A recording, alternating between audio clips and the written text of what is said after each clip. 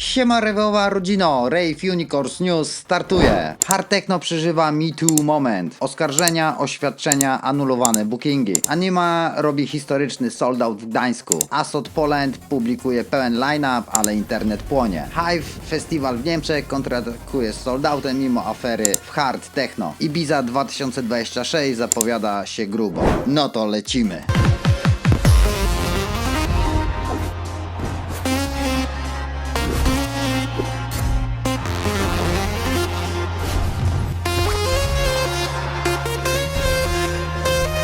Watching Rave Unicorns. Zaczynamy od tematu numer 1. Scena hard techno trzęsie się od oskarżeń o molestowanie, manipulacje i nadużycia seksualne wobec fanek. Punktem zapalnym całej dramy był moment, gdy brat No Limit, były partner paryskiego Steer Management, opublikował na Instagramie screeny wiadomości, relacji, oskarżenia wobec czołówki agencji Steer. Shlomo, Basuela, Carf, Phantasm, Hadesa, Odymela i innych. Mowa o wykorzystywaniu pozycji DJ-a wobec fanek, przekraczaniu granic, w niektórych przypadkach bardzo poważnych zarzutach typu przemoc seksualna. Brat wyjaśnił swoją wersję, publikując oświadczenie na Instagramie. Możemy w nim przeczytać, że odszedł ze Steer kilka miesięcy temu, bo sytuacja niszczyła mu psychikę. Słyszał plotki od dawna, ale nie miał twardych dowodów. Osobisty atak na niego plus setki prywatnych wiadomości od osób, które tylko czekały na moment, żeby mówić. Podkreśla jasno, nie jest dziennikarzem, nie jest bohaterem, nie prowadzi Me Too DJs. Otworzył po prostu drzwi. Warto wspomnieć, że w odpowiedzi na sytuację powstała inicjatywa Me Too DJs, oddzielna od Brada, skupiona na wsparciu ofiar przemocy seksualnej w środowisku muzyki elektronicznej. Organizują spotkania, wsparcie prawne, psychologiczne dla osób, które chcą zgłaszać sprawy. Podkreślają, że nie są zobowiązani z żadnym konkretnym oskarżeniem, tylko tworzą bezpieczną przestrzeń do mówienia. Przejdźmy teraz do Steer Management. Agencja kontratakuje oficjalnym mailem do partnerów biznesowych. W wiadomości napisano, że Brad No Limit został zwolniony za złe zachowanie, a jego publikacje to nielegalne oszczerstwa i zniesławienie. Zapowiadają pozwy karne i cywilne we Francji oraz USA przeciwko byłemu pracownikami. W tym samym komunikacie Steer przyznaje, że głosy poszkodowanych są ważne. Wzmacniamy wewnętrzne procedury i mechanizmy bezpieczeństwa. Steer Management praktycznie się rozpadł. Wielu artystów przeszło do innych agencji. Firma organizuje okres przejściowy dla istniejących bookingów, podróży i logistyki, zanim nowi agenci przejmą wszystkie obowiązki. Phantasm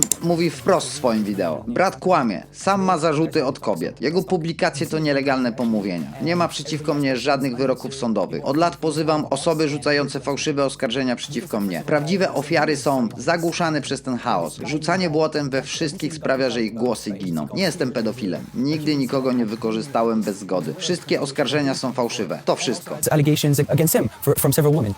This person, even with all the goodwill, is doing something illegal called defamation, because even if you live in a country that proposes free speech, you cannot say lies and directly death threats about people that don't have anything legally against them. What I see right now is everybody panicking, trying to buy a conscience, and what I see is that they're just confirming cancel culture, and they're forgetting actually the real problem is that the real things happening and the victims are actually silenced. Because if you throw mud at everybody for whatever reason, by just people saying about something, then you forget really what people are going through. And that is what I'm really voting for, and I'm really rooting for, is that we need to let the real victims speak and speak about. I think the real thing is not just attacking people, but helping the victims create a court case and create something that they feel comfortable with.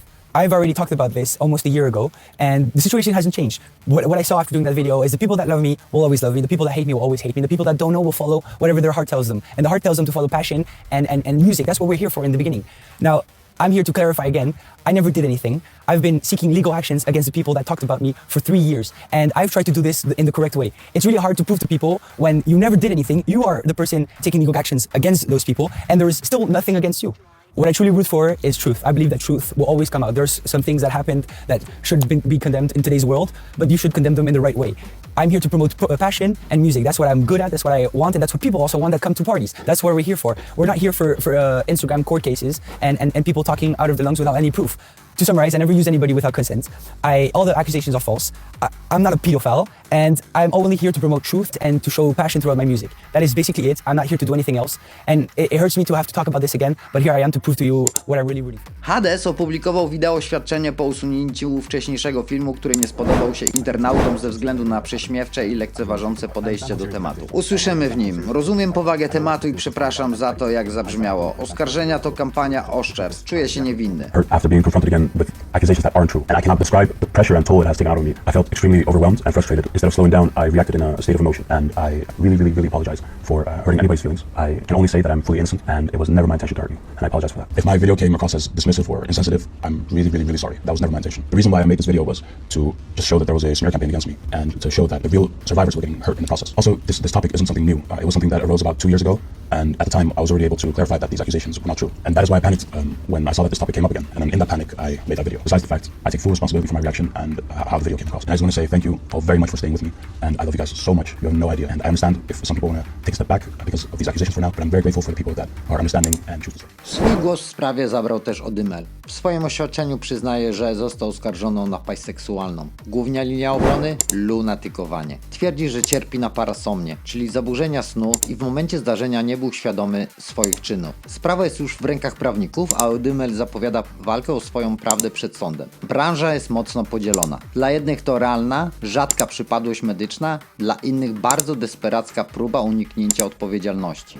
Co wy o tym sądzicie? Czy argument lunatyka ma w ogóle prawo bytu w takim kontekście? Teraz przejdziemy do Karw. W swoim oświadczeniu przyznaje wprost, że był niewierny. Prowadził prywatne czaty z kilkoma kobietami, rozmowy stawały się coraz bardziej seksualne, wysyłał im nawet swoje dickpiki. Podkreśla jednak, że wszystko odbywało się za zgodą i bez elementu przestępstwa. Nie usprawiedliwia tego, co zrobił. Pisze, że w tym czasie był żonaty, zranił osobę, która ufała mu najbardziej. Zawiódł jako mąż. Zapowiada, że na jakiś czas znika ze sceny, żeby wziąć odpowiedzialność w realnym życiu i przemyśleć swoje zachowanie. Jedną z kluczowych postaci w tej historii jest Shlomo i to wokół niego narosło najwięcej konkretów i emocji. Według publikacji i screenów z konta Brat No Limit oraz artykułów branżowych, zarzuty wobec Shlomo dotyczą niewłaściwych zachowań wobec fanek, w tym także sygnałów o wątkach związanych z nieletnimi. Cały czas podkreślam, mówimy o zarzutach bez prawomocnych wyroków sądowych. Shlomo odpowiedział publicznie na Instagramie i w cytowanych przez media oświadczeniach. W swoim stories i statementach nazywa całą sprawę trwającą od tygodni kampanią oszczerstw i nękania, prowadzoną jego zdaniem przez jedną osobę stojącą za kontem Brat No Limit na Instagramie. Twierdzi, że informacje, które krążą, są zniekształcone lub całkowicie zmyślone, a celem jest zniszczenie jego reputacji. Shlomo podkreśla, że brat faktycznie był jego bookerem w USA w ramach Steer Management, ale współpraca została zakończona z powodu powtarzającego się braku profesjonalizmu, a nie z powodu jakichkolwiek obecnych zarzutów. W jego wersji wydarzeń to właśnie po tej decyzji miała się rozpocząć cała kampania w social mediach. W swoim oświadczeniu Shlomo wpisze wprost, że nigdy nie dopuścił się przemocy seksualnej wobec żadnej kobiety, że nigdy nie miał relacji seksualnej z osobą nieletnią i że zarzuty o takie zachowania są jego zdaniem całkowicie nieprawdziwe. Zapowiada współpracę z prawnikami i przygotowywanie kroków prawnych wobec osoby prowadzącej konto Brat No Limit. Jednocześnie równolegle do tych oświadczeń w sieci znowu zaczął krążyć stary klip z talk show z jego udziałem. Widać na nim, jak Shlomo z dystansem i śmiechem opowiada historię o imprezie, na której jego znajomy DJ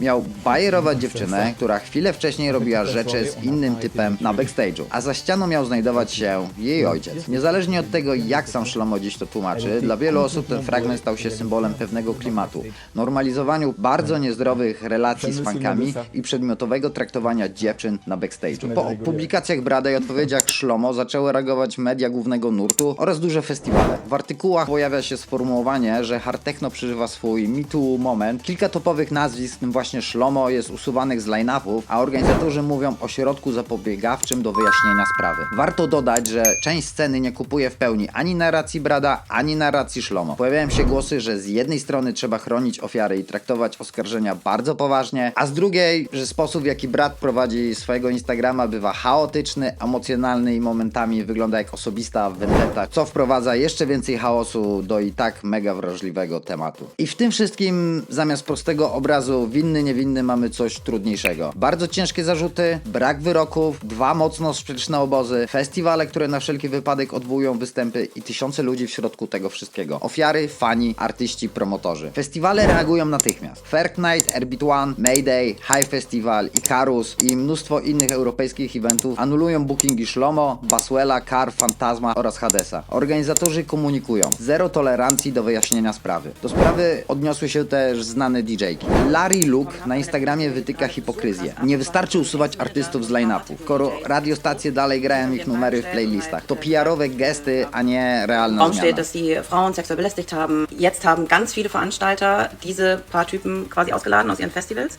Und ich finde diese ganze Debatte da und das alles so dermaßen scheinheilig. Also ich bin seit vielen Jahren jetzt DJ und was ich immer wieder mitbekommen habe im Backstage ist, dass es so normal ist, dass die Leute auf irgendwelchen Drogen sind, dass da keine Ausweiskontrollen gemacht werden, wie alt die Mädchen zum Beispiel im Backstage sind. Da rennen keine Securities wirklich rum, die das kontrollieren und schauen, hey, warum ist eigentlich dieses junge Mädchen da allein in irgendeinem abgeschlossenen Raum mit einem DJ oder einem Freund von dem DJ, die alle wissentlich hardcore drauf sind. Veranstalter haben über Jahre so ein Verhalten und so eine Atmosphäre im Backstage nicht nur toleriert, sondern vor allem diese Leute auch noch mit Drogen versorgt zum Teil. Und jetzt stellen die sich hin und sagen, oh nein, die armen Frauen, ja, dann werden wir genau die 4 Typen, die jetzt gerade an Frage gestellt werden, die laden wir jetzt aus und das war's. Guckt uns mal an, wir klopfen uns auf die Schulter, schau mal, wie sehr wir uns um unsere Gäste sorgen. Also im Endeffekt geht's diesen ganzen Veranstaltern einen Scheißdreck um die Opfer, denen geht's, oder dass das irgendwie aufgeklärt wird, sondern nur um ihr Image. Also wenn es den Veranstaltern wirklich darum geht, da was zu ändern, dann meiner Meinung nach fände ich das zum Beispiel gut, wenn ein richtiges Sicherheitskonzept vorgestellt wird. Wenn die wirklich sagen, okay, passt auf, wir schauen, dass der Backstage jetzt ein sicherer Ort wird. Wir stellen da Securities hin. Wir lassen die Leute nicht mehr da Drogen konsumieren und wir passen auf, wer da ankommt.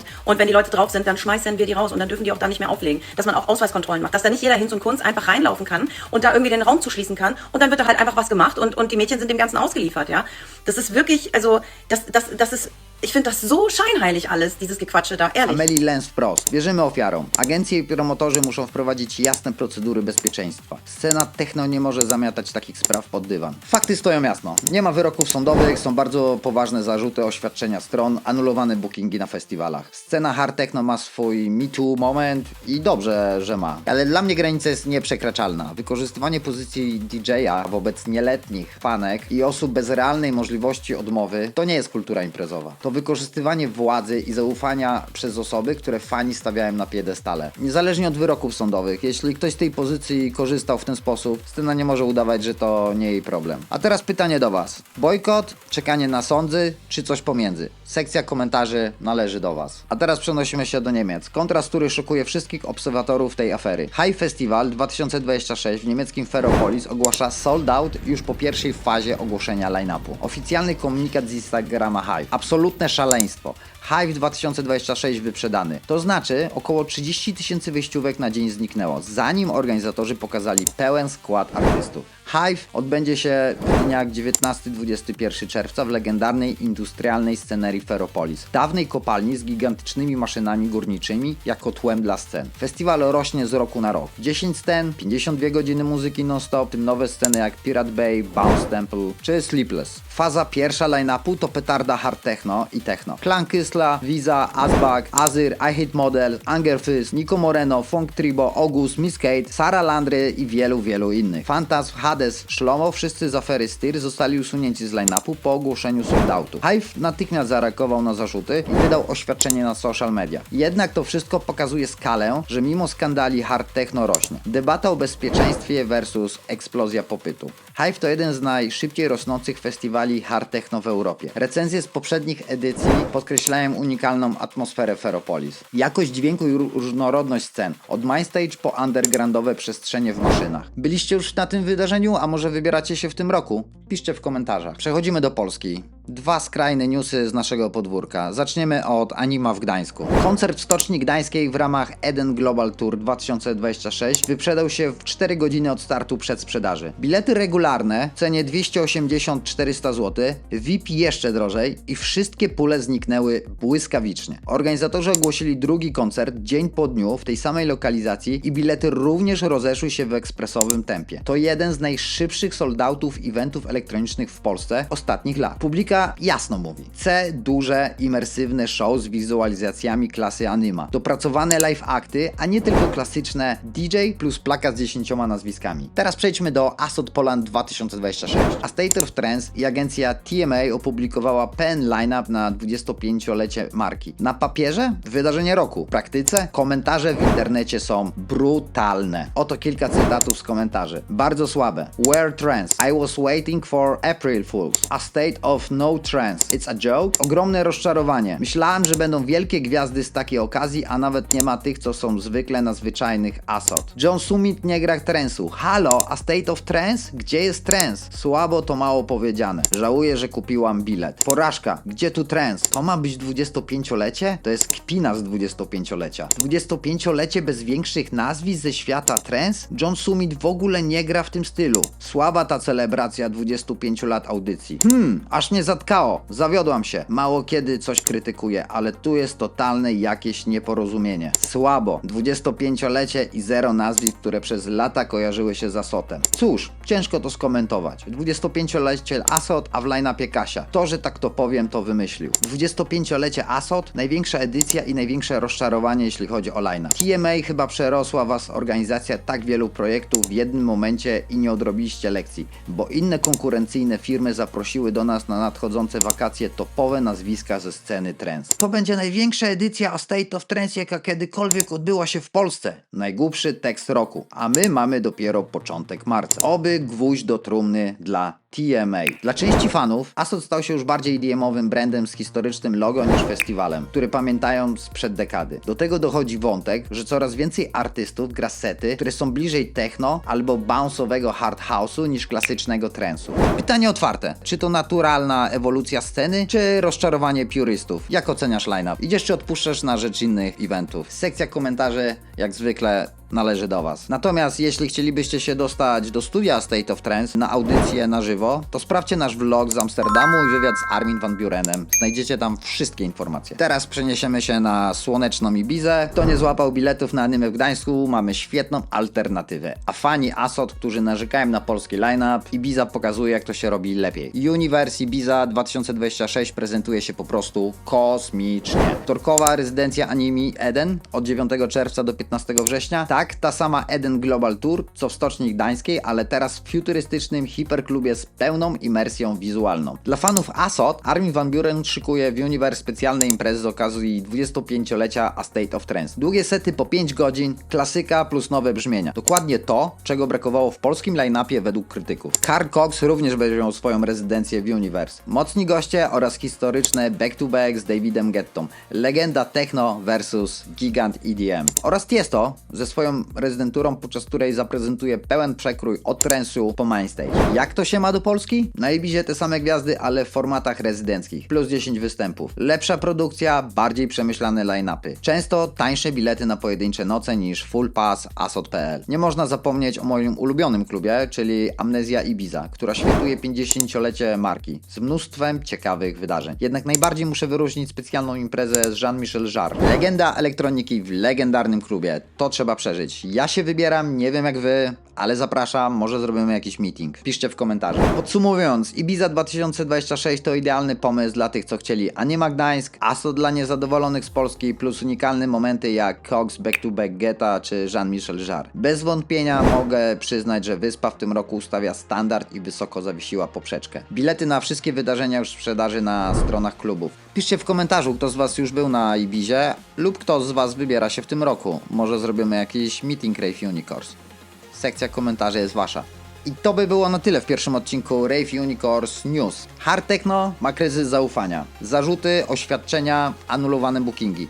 Hive pokazuje, że bilety sprzedają się mimo afer. Polska? Anima bije rekordy, Asot dzieli fanów. Ibiza 2026 szykuje sezon marzeń. Napiszcie w komentarzach, co myślicie o tej całej sytuacji hard techno. Bojkotujecie? Czekacie na wyroki? Czy w ogóle was to nie interesuje? Jestem też ciekaw, czy kupiliście bilety Anima Gdańsk. Napiszcie w komentarzach, kto z was już ma, kto nie, kto żałuje, że nie kupił. No i co myślicie o Asot 2026? Ja szczerze mówiąc uważam, że jest to żart, że część tych artystów można było przenieść na przykład na Upper Grand, byłoby lepiej, lub ten line-up, ale z inną nazwą wydarzenia też byłoby petarda. Napiszcie jeszcze w komentarzach, co wam się najbardziej podobało lub nie, czego tutaj brakuje, więcej Polski, imprez, dram, Europy, festiwali, a może czegoś jeszcze innego. Sekcja komentarzy jest wasza. Mam nadzieję, że stworzymy jakiś nowy, fajny format, gdzie będziemy opowiadać i komentować newsy ze świata muzyki klubowej. Mam jeszcze dla Was jedno super ważne ogłoszenie. 15 marca będzie nasz livestream urodzinowy. To będą już trzecie urodziny Rave Unicorns. Zagrają fantastyczni DJ-e. To będzie okazja, żeby się spotkać, popisać na czacie, może się lepiej poznać, wymienić pomysłami. Zapraszam. Jeśli chcecie wesprzeć działanie naszego kanału, są na to 3 proste sposoby. Subskrybujcie nas, dzięki Wam rośniemy w siłę. Sprawdzajcie nasz merch, link do sklepu, jak zawsze pod filmem. Oraz lajkujcie, udostępniajcie swoim znajomym, piszcie komentarze, po prostu twórzcie z nami ten kanał, to na pewno nam pomoże. Dzięki, że byliście z nami w tym pierwszym odcinku Rave Unicorns News. Widzimy się 15 marca na livestreamie i do zobaczenia. Cześć!